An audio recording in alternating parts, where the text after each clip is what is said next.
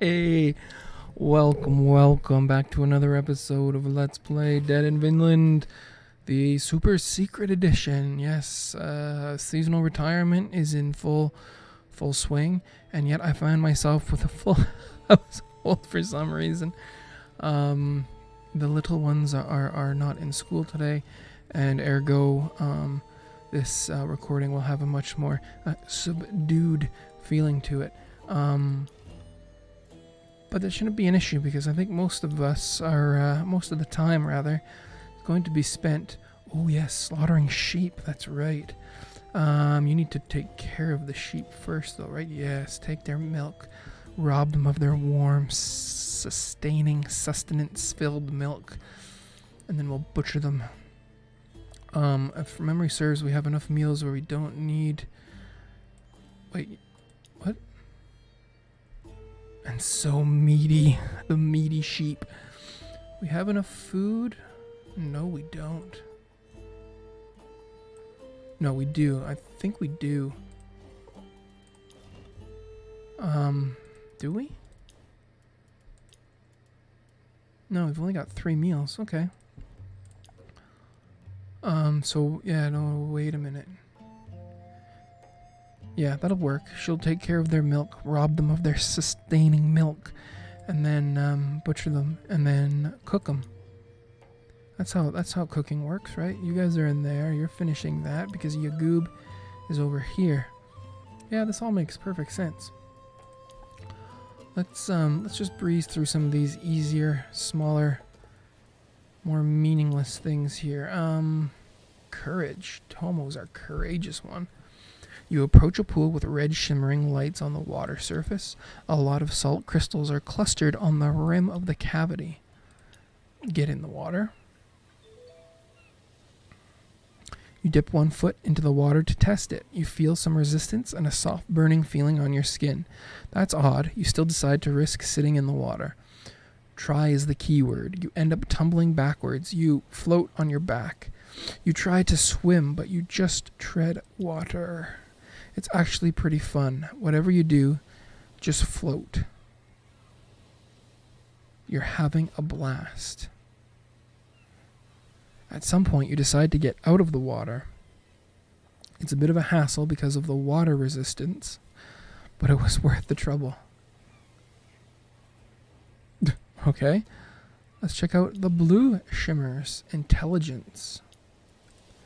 Get in there, girl. You approach a pool of blue shimmering lights on the water surface. You can't see the bottom. Is it very deep, or is it because of the shimmers? Excellent skill check. You extend your hand to probe the water. It's deeper. No choice. You will have to lean inside. You take a deep breath and proceed. Opening your eyes in such salted water would be a bad idea, so you have to search blindly. You wiggle your arms in search of anything useful. You find nothing of interest besides algae. When you get out of the water, you realize your skin is as smooth as a baby's. Perfect. Not quite what you expected, but you enjoy the feeling of your skin. That's an episode title if I've ever heard it. Let's check out what that does.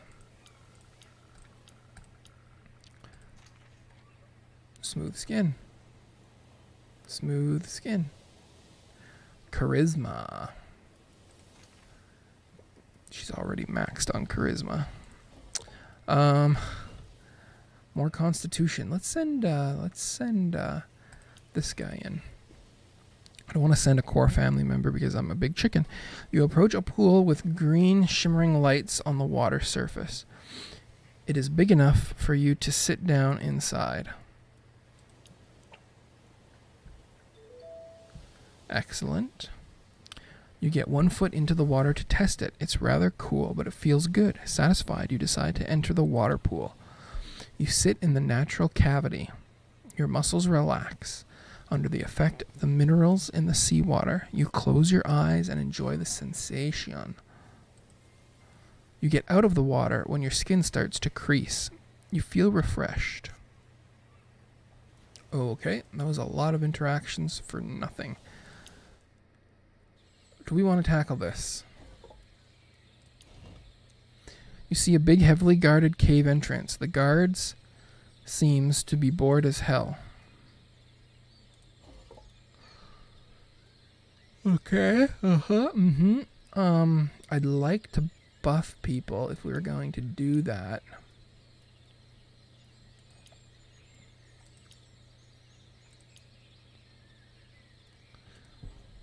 But if we're going to do that, are there any other possible combat areas? A disgusting cooking pot. Oh my god, that's a lot of stuff. Lost in the middle of nowhere, you find one of the most disgusting things you've ever seen. A cooking pot filled with rotting meat. The meat still has some bones attached and bathed in a red, gooey substance that overflows from the pot. Circling the extinguished cooking fire are human skulls, stones, and a ruin. Light the fire. Courage, lady. An acrid black smoke fills your lungs as the fire starts below the pot. We lose a tinder. The foul liquid is now boiling. The smell is both disgusting and appetizing. You have to excuse me here. I'm going to take off my shirt. Calm yourself. You're not going to see anything. I'm just taking off one layer of shirt here. Oh yeah, that's the stuff. I need a pot of coffee too. I should explain my situation here. It's early morning on a Friday. I haven't had coffee. I've had to run out and run an errand real quick before. It's not even 10 a.m. and I've already ran an errand that I don't normally run and started a recording, which is really not all that impressive now that I think about it. But I've done it all without coffee, and it's starting to catch up to me. I should go make a pot pretty soon, I think. And the heat of this place is starting to get to me, so I took off my sweater, and I'm just now in a nice t-shirt here, and much more comfortable for the task at hand. It's both disgusting and appetizing, which causes you a bizarre distress. Deal with it, Tomo. 90% failure. You feel like a filthy beast. You should be repelled by the smell. What's wrong with you? Yikes. Wisdom. The stone has been hollowed out to make a big rune stand out. Well, you assume it's a rune. It's hard to be sure. Yes. You remember reading a parchment about long-lost Futhark runes. This is one of them. Gifu? No, that's not it. Gibu? You remember now. It is Gibo. You can't recall what it means, though. Try to remember. You got this, brother. Yes, Gibo is the rune of generosity, sharing, and gifts. It was also said that a skald used the rune to protect himself from poison. The magic of the rune shattered the cup before he could drink. You look at the rune, then at the cooking pot, then the rune again. You frown. Yeah, a gift. More like a poisoned chalice. Ooh, scandalous. Solveig is a cooker. What will you add to the pot? I've got nothing. After a bit of thought, you don't see the point in wasting. Okay, back to camp.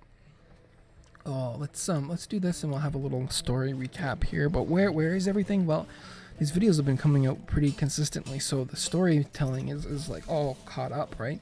You know, the status, ongoing work, being done at the house. And again, it seems like, oh, you're talking about this forever and ever. Well, yeah, I am talking about this forever and ever because it's taking forever and ever, as I described before. The phase that we're at right now doesn't really involve me so much. I was over there doing some light demo and whatnot yesterday, but the painting and design and stuff is my wife's domain, and she's only doing it after work, so things are moving slowly. It's been about a week that we've officially owned the place, and we're hoping to be within its walls, housed within its walls within the next week. And because it is only 100 feet, I'm assuming, I'm hoping I'm not setting myself up for massive disappointment, but I'm assuming that it won't take long to leave. We also don't have to be out of this house anytime soon, so if we have to leave stuff behind, like the way I envision it is next week we get the things critical for life moved over: beds, furniture, basic furniture, kitchen table, things like that, and then start living there. Move our food over, dishes, things like that. Which, to go 100 feet, it shouldn't be too bad. Some of the furniture might be bulky and take some time to move, but all in all, we should be fine.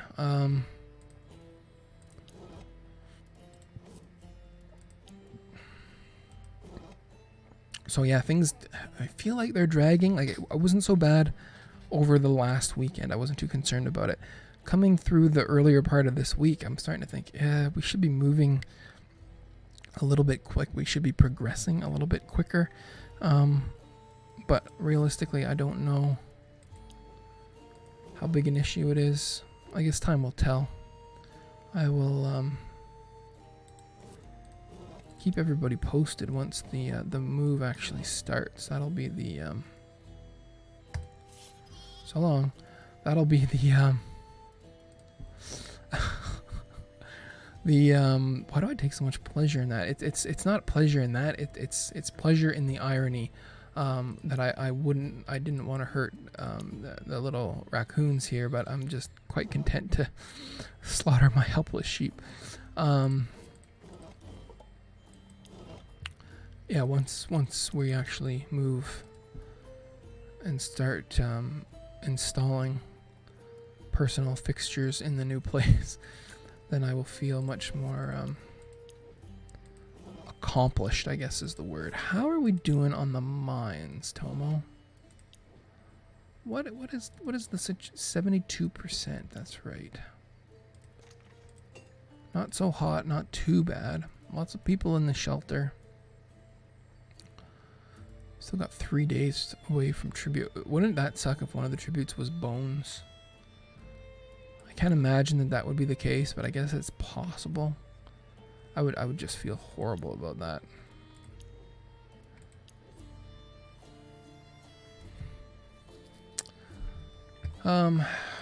Yeah. I don't want to say we're floundering, but we certainly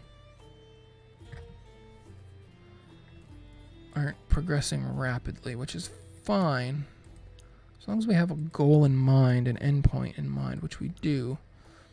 Well, let's set a firm endpoint on this, actually, for our buffs. Thing is, I don't remember if it's a one-on-one battle or not.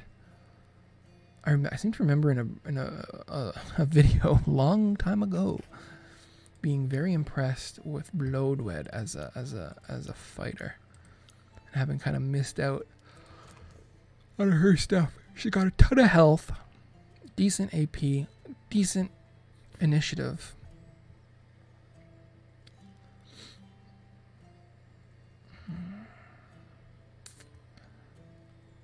Her skills are interesting, especially with the damage resistance stuff.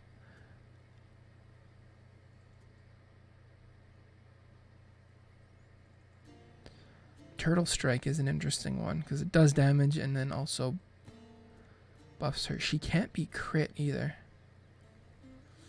I know Nut was like a major heavy hitter for us. We don't want to get rid of him. But I'm just wondering if Eirik can go. How useful has Eirik been? He's faster than Bloodwed.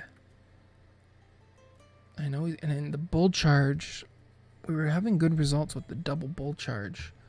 And I don't think we can afford to get rid of Kari. I'd like to give her more health. But that initiative...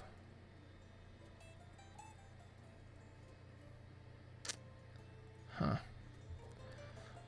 So we want to give her a crit stone for sure. And either a health or a damage resistance. Crit stone for sure, and a health or damage resistance. And then we're also going to bring nut for sure. If we send just one though, who would it be? Look at those. Can't have critical hits, and his only debuff is critical hit resistance. So I would imagine it makes perfect sense that this is basically null and void, right? He can't be crit. This would trump everything. Speed would not be so much of an issue if it was a one-on-one thing. So if we gave him damage resistance and min damage, I don't know what the answer is there. 2 of those health. We got max damage. We need a min damage.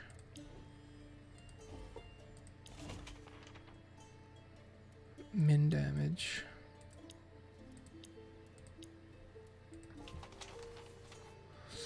Okay. Right, so Kari would get a... Kari's gonna get one of these. One of these.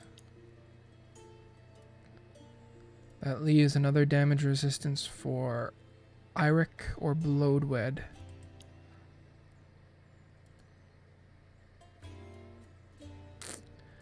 Yeah. I'm not sure what... I guess we could... it's tempting to just really buff Kari to high health. Crit chance. Min max damage, both.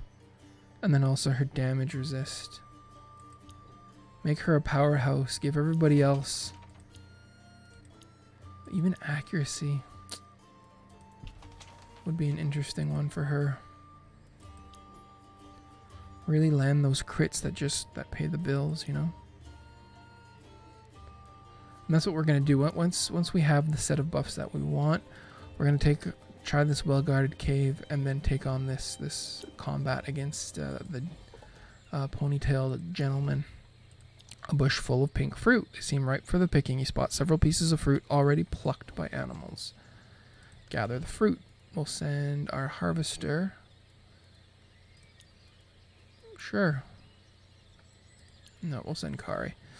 She's so well balanced in that respect. You pluck the best looking fruit from the surface, but you see other ripe ones further in, untouched.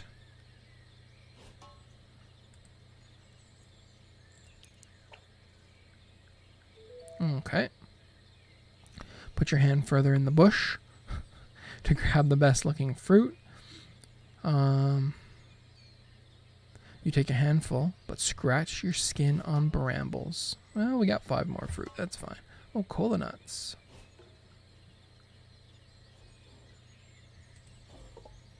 Lie in wait. Will we massacre some little bunnies? Sure. Birds seem interested in the fruit. Maybe you can use them to your advantage to catch some for dinner, or you could try hunting for small game. Birds it is. Like I said, I've always been a hunter, small game hunter. Birds, you know, very common here in small town Canada. You hide in the bushes waiting for a bird to come and peck at the fruit.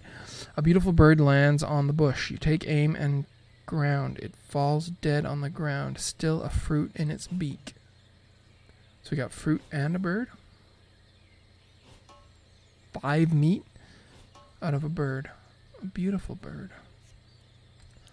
That's unfortunate. Can we cook it? We can. 78% fire drop. We've got 87 and a ton of wood, so I don't see that being a problem. Just like maybe just go to the shelter, then you'll always be not tired, and then you'll also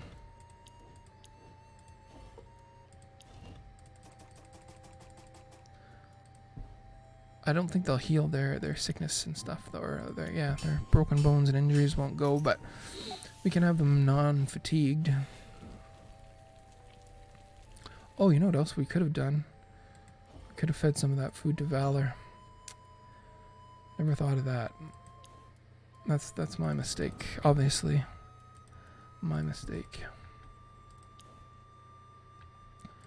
So we'll repair something. Again, I apologize for the subdued attitude, but I can't be overly animated and ridiculous without drawing attention and curiosity, which is not a bad thing, but it just not really what I'm looking for right now. I wonder if these sheep will go bad in my inventory. I guess we'll see what happens, right? But we're going to put a cut in here. We're going to post this afternoon. I don't know what happened yesterday. The video, I thought I had scheduled it for 3 o'clock on the Thursday, but it looked like I had unintentionally scheduled it for 3 o'clock today. When I noticed my mistake, I said, no, I need a video out today, so I just published it at about 8 o'clock last night. There's a bit of a weird one, but yeah. Again, continued support, always appreciated. The moral support will go such a long way in my 100-foot move that I can't even begin to express, and that's actually, I'm being serious. So I look forward to the next one. Until then, thanks very much. See you soon.